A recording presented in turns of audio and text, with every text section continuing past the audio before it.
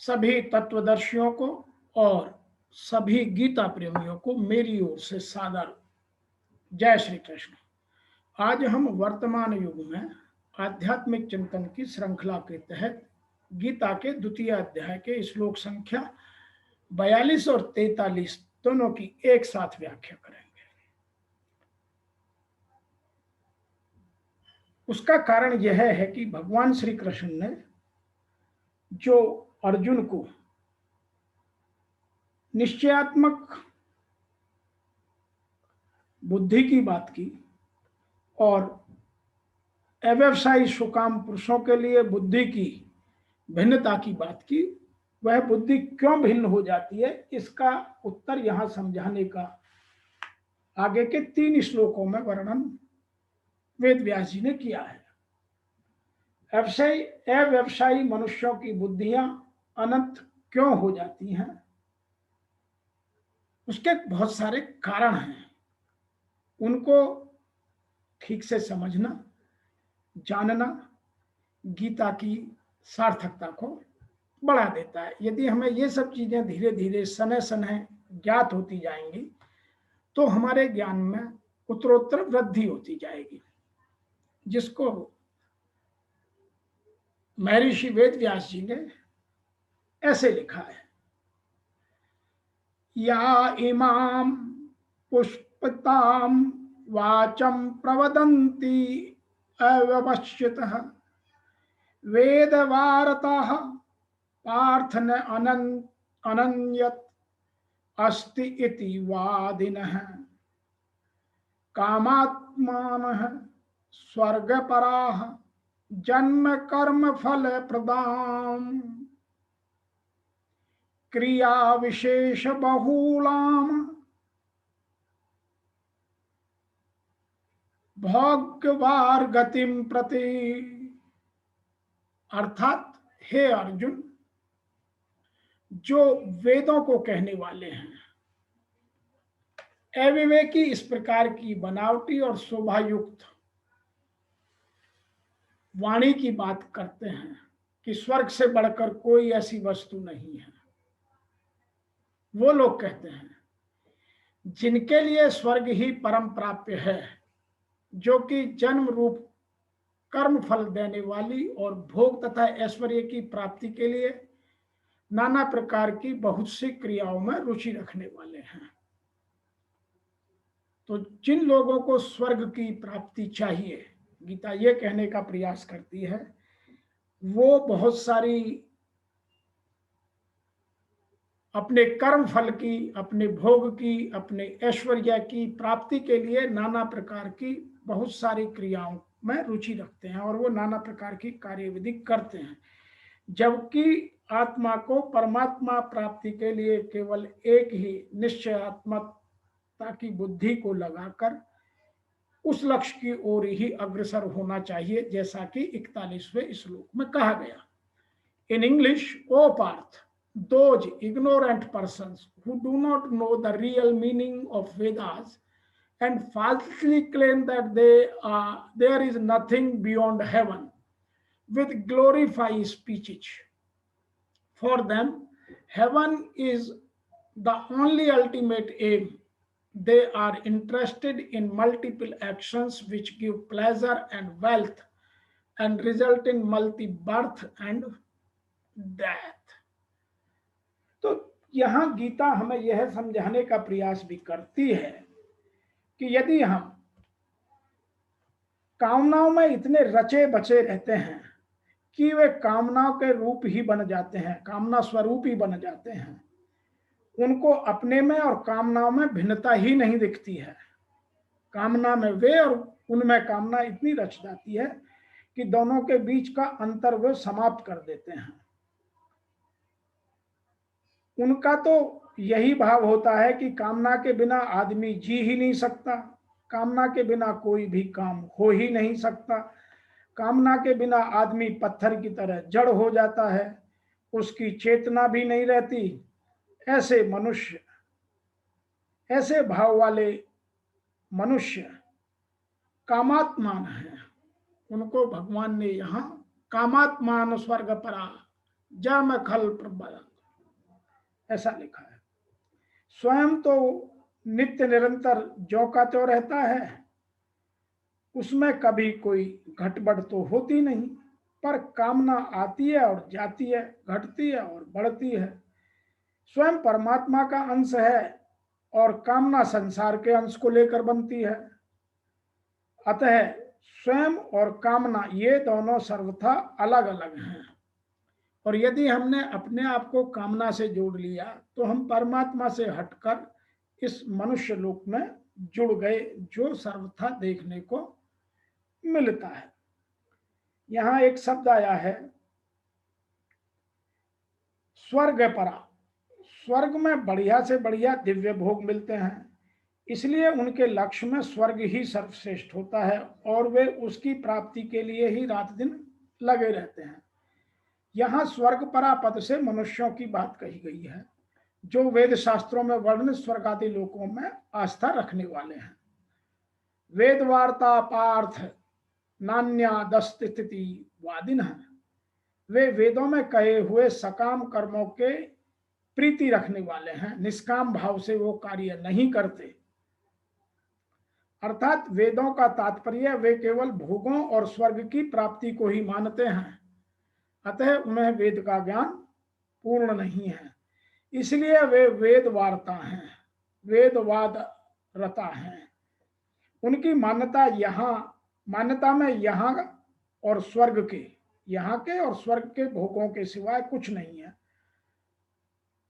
अर्थात उनकी दृष्टि में भोगों के सिवाय परमात्मा, तत्वज्ञान, मुक्ति, भगवत प्रेम आदि कोई चीज ही नहीं है।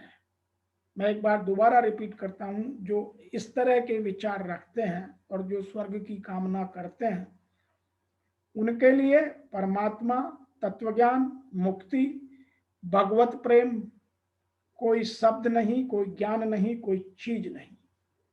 अतः वे भोगों में ही रचते हैं, बसते हैं और भोगों को भोगना ही उनका लक्ष्य होता है। यामिमाम पुष्पिताम वाचम प्रवदन्यचन विपृश्यतः, जिनमें सत अचत, नित्य अनित्य, अविनाशी विनाशी का विवेक नहीं है, ऐसे अविवेक मनुष्यों को वेद को जिन वाणी पर वो भोग वर्णन करते हैं, उस पुष्पित वाणी को कहते हैं। अर्थात बड़ी अच्छी वाणी बनाकर सुमधुर वाणी में वो इस तरह का प्रचार और प्रसार करते हैं। यहाँ पुष्पिताम कहने का तात्पर्य है कि भोग और ऐश्वर्य की प्राप्ति करने वाली वाणी केवल फूल पत्ती ही है, वह कभी फल नहीं हो सकती। तृप्ति फल से होती है, फूल पत्तियों से नहीं। फूल पत्ती से शोभा तो बढ़ सकती है, किंतु तृप्ति नहीं। यह वाणी स्थायी फल देने वाली नहीं है। उस वाणी का जो फल स्वर्गादि का भोग है, वह केवल देखने में ही सुंदर दिखता है। उन भोगों में स्थायीपन या स्थायित्व नहीं है। जन्म कर्म फल प्रदान, उसका भाव यह है कि वह पुष्पित वाणी जन्म रूपी कर्म फल को देने वाली है, क्योंकि उसमें सांसारिक भोगों का महत्व दिया गया है। उन भोगों का राग ही आगे जन्म में होने का कारण बनता है।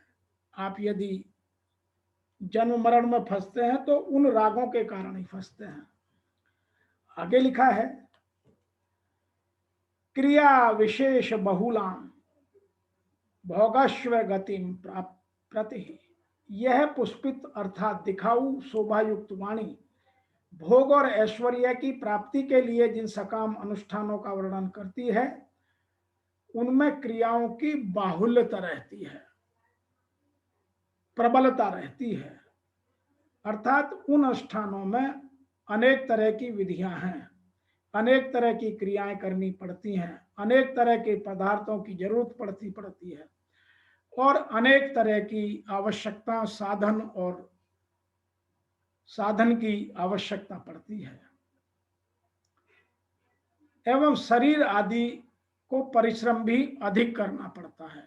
आज जो वर्तमान में आदमी इतना व्यथित है, इतना दुखी है, इतना चिंतित है, उसका कारण यही है कि मनुष्य अपने निश्चयात्मकता की बुद्धि को छोड़कर इस भोग वाली, विलास वाली बुद्धि में लिप्त हो गया है, और जिसके कारण वह रात दिन उनकी पूर्ति के लिए, ताकि उनकी इच्छाओं की पूर्ति हो जाए, इसके लिए वह भागता रहता है। अतः वर्तमान युग में यह कहना कि हमने वेदों का और गीता का मिस इंटरप्रिटेशन, गलत भाव से वर्णन या तो पढ़ लिया है या हमने सुन लिया है, अर्थात हमें उसका सही भाव जानना अत्यंत आवश्यक है। और जो लोग गलत भाव में फंस गए हैं वो केवल स्वर्ग की कामना करते हैं, और जिनको सही भाव पता चल गया है वह अपने लक्ष्य मोक्ष की ओर मुड़ जाते हैं। तो गीता में आपको यह समझाने का प्रयास किया गया है कि स्वर्ग में भोगों की प्राप्ति होती है, भोग लिप्सा है, जीवन मरण का चक्कर खत्म नहीं होता। अतः हमें आत्मा को परमात्मा से मिलन की ओर, मोक्ष के साधन की प्राप्ति की ओर अग्रसर होना चाहिए। और हम इसलिए मल्टी एक्शंस करते हैं, इतने बहुसंख्य कार्य करने पड़ते हैं, क्योंकि हम अपने आनंद की प्राप्ति के लिए उन चीजों में लगे रहते हैं, क्योंकि हमें आनंद चाहिए, आनंद स्वर्ग की प्राप्ति दिलाता है। तो हम उन प्राप्ति के लिए ही इतने सारे काम करते रहते हैं। अतः आज वर्तमान में जिसको देखो वह काम से परिपूर्ण हो गया है। और मैं एक आज कलयुग की परिभाषा और देता हूं कि कल का मतलब यह है कि हम मशीनों से भी काम करने लगे हैं। जब हमसे काम नहीं हो रहा है तो हम उन कामनाओं की पूर्ति के लिए काम मशीनों से करने लगे, इसलिए भी इस युग का नाम कलयुग हो गया है। आप यदि सतयुग में, द्वापर में, त्रेता में देखेंगे तो वहां मशीनों का, कल का प्रयोग कम है, क्योंकि वहां आदमी की आवश्यकता ही कम है।